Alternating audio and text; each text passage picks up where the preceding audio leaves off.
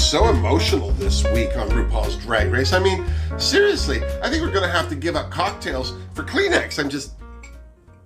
Oh, hi! It's me, Wilma Untucked, with Untucked. And I'm Untucked. I hope you are too.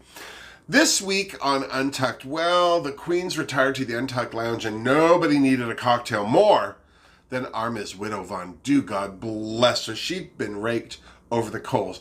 And I'm not sorry to say, mostly by herself. Seriously. What I thought was cute, though, was once the queens settled on the chaises, all the queens seemed to congratulate Heidi on her look, and they just seemed a little too surprised by it, in my opinion. Oh, look at you, Heidi, you look good. But she did. She looked absolutely gorgeous, and they even poked fun at Gigi for saying that she hadn't before. Of course, Gigi was feeling the ballot boxes half empty, kind of, because she was still feeling badly that she didn't do better because she's not more political. Bless her. Of course, everyone had to say something about Jada Essence Hall's fabulous outfit for the runway. And it was absolutely stunning. But I'm so glad that they also talked about our Miss Cox's hijab because she was so proud to wear it. But I'm also I'm very happy that she was able to articulate how emotional it was for her to wear it. To be from a culture that is so not open to the LGBTQ experience, where a man wearing a traditional woman's outfit, it doesn't go well for people that do that kind of thing in Iran, in that part of the world. It's very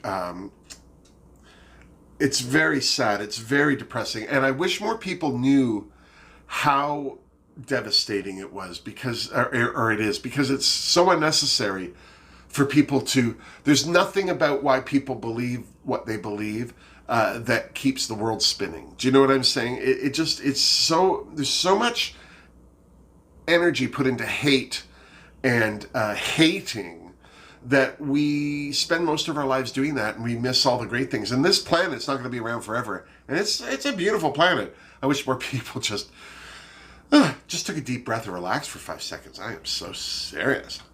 Heidi, always being the supportive, emotionally available friend, asked Widow how she was doing after Rue raised her voice at her on the runway. And Widow was, she's just so defeated. She's like a dog at the pound that's been neglected too long. Like they're just back to the room, not paying attention, just anything you say, they spin it into a negative. And, the sad thing about that kind of energy is, A, it's unfortunate, but B, you keep it up long enough and people stop wanting to help you. I'm just saying. But God bless Heidi. Widow separated herself from the pack, and Heidi made one last attempt. And this time she didn't really say anything. She just stood there and listened to Widow. And I think that's what Widow needed the most, was just somebody to just hear her voice other than herself. Unfortunately, in her understandable depression, Widow didn't seem to be very excited about having to go back to Kansas. She just goes, well, I guess I'm headed back to Kansas. And a couple of queens have said things like that in the past. Do you know what I'm saying? There's always been some queen who's maybe like, like Dax, exclamation point, hating her job. Oh, I gotta go back to that crappy life. And I always think like, oh, well, you said it now, and they're probably sitting in that crappy life, watching it with everyone, and like, oh my God, there it is, I said it. So I just feel badly that Widow's not only set herself up for a fail this week, but also set herself up to just be ostracized back in Kansas City. I hope it's not true. I'm just saying. While Heidi was lending her ear to Widow, the rest of the queens were talking about maybe regretting or just becoming very aware of the growing distance between themselves and Widow. Well, mostly Jackie Cox felt that. And what I thought was really charming was that Jackie, in the middle of this, clearly Widow separated herself. She didn't want to hear anything from any of these people. No, nothing anyone's saying is helping her. She's gone off to listen to her lip sync song. And then there's Jackie going, I feel really bad. Should I go talk to her? And the rest of the queen's like, no. Just don't go to her. And, you could see a couple of them. There was probably some producer in the corner saying, you should talk to her. And there's like, don't you dare. Don't go over there. You are too little a girl to go over near Widow Von Du right now. Just saying. Made me laugh anyway. Of course, all of this made for a very, very uncomfortable Untucked Lounge, which was amplified by the fact no celebrity visit this week. I guess Rachel Bloom had other things to do, and Jeff Goldblum was afraid to be in a room with Jada Essence Hall. He kept calling him the dinosaur doctor. So before the queens headed back to the runway, Jackie made one last attempt to break through to Widow and connect, and I feel she did on some level.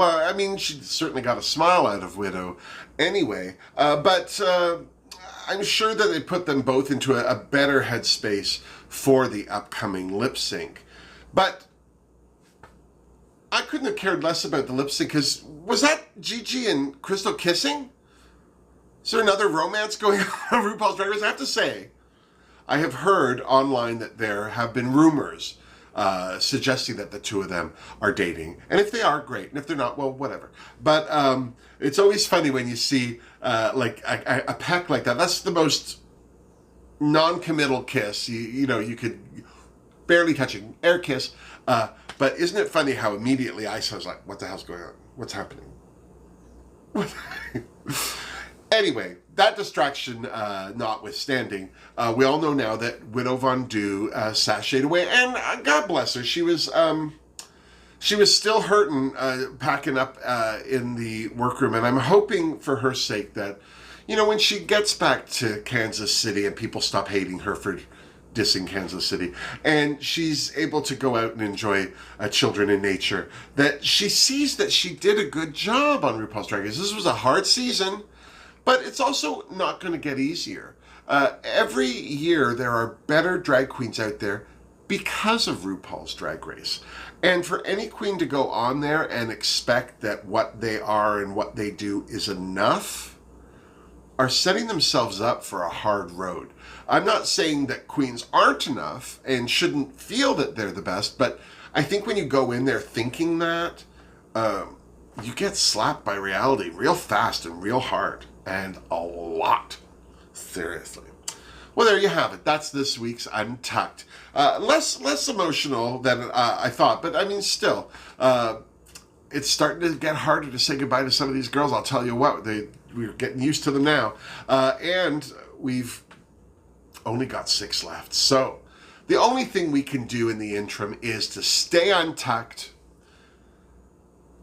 stay as socially distanced and responsible as we can to flatten our curves faster so we can get back to life. And until next week, miss me! Seriously, I'm almost done this cocktail.